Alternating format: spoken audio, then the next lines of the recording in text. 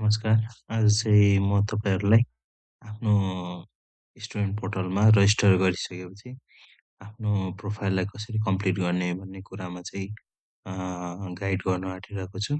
So first of all तपाईँहरू यसरी आफ्नो रजिस्ट्रेसन गरिसकेपछि फर्स्ट देख्नुहुने पेज चाहिँ यो हो, जहाँ चाहिँ तपाईँको प्रोफाइल चाहिँ अहिले इन्कम्प्लिट छ। सो एक्जाम पनि कुनै रजिस्टर गर्नुभएको छैन, किनभने हाम्रो प्रोसेसमा के छ भने पहिले सुरु तपाईँले आफ्नो प्रोफाइल कम्प्लिट गरिसक्नुपर्छ। त्यसपछि डकुमेन्टहरू भेरिफिकेसनको लागि पठाउनुपर्छ। सो भेरिफिकेसन गरिसकेपछि मात्र तपाईँले एक्जाममा रजिस्टर गर्नु सक्नुहुन्छ। सो अहिले एक्जाम रजिस्टर एक्जाम भन्ने सेक्सनमा जानुभयो भने तपाईँले त्यहाँ कुनै पनि एक्जाम्सहरू देख्नु सक्नुहुँदैन। सो फर्स्ट अफ अल तपाईँहरूको फोकस चाहिँ के हुनुपर्छ भन्दाखेरि प्रोफाइल कम्प्लिट गर्नेमा हुनुपर्छ। सो फर्स्ट प्रोफाइल कम्प्लिट गर्नुको लागि चाहिँ माई प्रोफाइलमा गएर पहिले personal detail, contact detail, educational detail भन्ने छ। तपाईँले एनी डिटेललाई चाहिँ फिलअप गर्न सक्नुहुन्छ फर्स्टमा। सो अहिले चाहिँ तपाईँ समरीमा जानुभयो भने तपाईँको के देखाइरहेको छ भने तपाईँको इनिसियल जुन रजिस्ट्रेसन गर्दाखेरि युज गर्नुभएको क्रेडेन्सियल्सहरू मात्र देखाइरहेछ। अरू कुराहरू सबै ब्ल्याङ्क छ। सो हामी let's start from the personal detail. Personal डिटेलमा गएर तपाईँहरूले के गर्नुपर्ने हुन्छ भन्दाखेरि यो आफ्नो सबै पर्सनल डिटेल्सहरू भर्नुपर्ने हुन्छ। यहाँ चाहिँ एउटा एप्रोप्रिएट फोटो चाहिँ हामीले राख्नुपर्ने हुन्छ। सो अहिलेको लागि मैले एउटा टेस्ट इमेज राखिरहेको छु। तर तपाईँहरूले चाहिँ एउटा आफ्नो प्रपर पासपोर्ट साइज फोटो राख्नुपर्ने हुन्छ। आफ्नो डेट अफ बर्थ लगायत सबै कुरा भरिसक्नुपर्छ।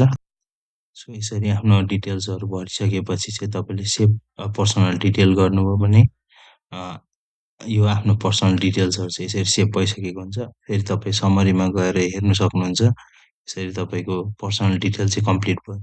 तर अब तपाईँको कन्ट्याक्ट इन्फर्मेसन्स, एजुकेसन डिटेल्सहरू बाँकी हुन्छ। सो त्यसको लागि तपाईँ फेरि गएर कन्ट्याक्ट डिटेल्समा क्लिक गर्नु भने यस्तो फर्म खुल्छ। सो यहाँ नेसेसरी इन्फर्मेसन्सहरू चाहिँ राख्नुहोस्। यसरी आफ्नो इन्फर्मेसन सकेपछि तपाईँले सेभ डिटेल गर्नुभयो भने यहाँ तपाईँको यो अब कन्ट्याक्ट डिटेलको पार्ट पनि सकेको छ। फेरि गएर तपाईँले समरीमा हेर्नु सक्नुहुन्छ। तपाईँको दुईवटा सकिसकेको छ। अब तपाईँको लास्ट भनेको एजुकेसन डिटेल। सो एजुकेसन डिटेलमा चाहिँ तपाईँलाई जे रिक्वायर्ड डकुमेन्ट्सहरू मागेको छ सबै यहाँ राख्नुपर्ने हुन्छ। सो यसरी मैले भरिसकेपछि चाहिँ आफ्नो डिटेल्सहरू मैले एड रेकर्ड गर्छु। एड रेकर्ड गरिसकेपछि यो मेरो रेकर्ड चाहिँ सेभ भएको हुन्छ यसरी।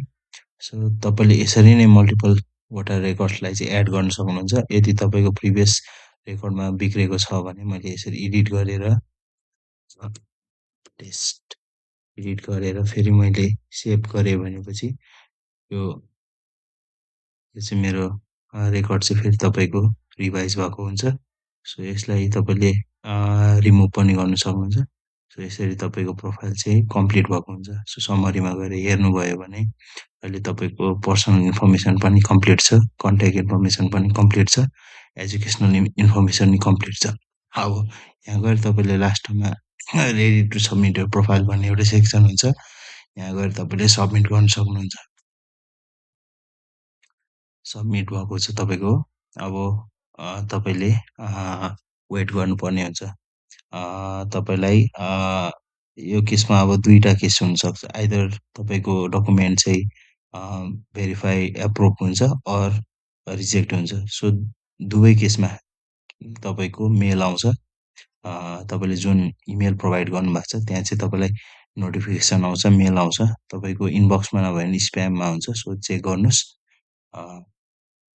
तपाईँको रिजेक्ट भएको छ भने चाहिँ प्रपरली नै मेन्सन गरेको हुन्छ। तपाईँको डकुमेन्ट चाहिँ के कारणले रिजेक्ट भयो भन्ने कुराहरू त्यहाँ प्रपरली मेन्सन गरेको हुन्छ। सो तपाईँले त्यो कुरालाई चाहिँ फेरि इम्प्रुभ गरेर फेरि रिसबमिट गर्न सक्नुहुन्छ। सो अहिलेको केसमा चाहिँ मैले यो अप्रुभ भइसकेको केस हो। सो मेरो एप्रुभ भइसकेपछि चाहिँ तपाईँको के हुन्छ भनेपछि यहाँ गएर एप्लिकेसन स्ट्याटस अप्रुभ भनेर आएको हुन्छ।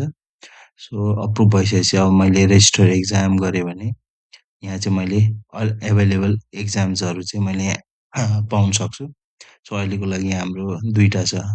MSc in yoga and meditation entrance 2026 खागबारी अथवा काठमाडौँ। सो तपाईँ कुन एक्जामको लागि चाहिँ अ, कुन एक्जाम एटेन्ड गर्दै हुनुहुन्छ, त्यसलाई चाहिँ तपाईँले सेलेक्ट गर्नुपर्ने हुन्छ। मैले अहिलेको लागि खागबारी गरेँ।